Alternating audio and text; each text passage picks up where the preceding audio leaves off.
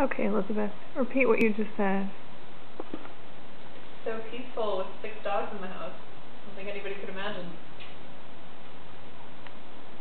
And that you would think that having 6 dogs in the house means that there's barking and running around and going crazy. But it's really not so bad.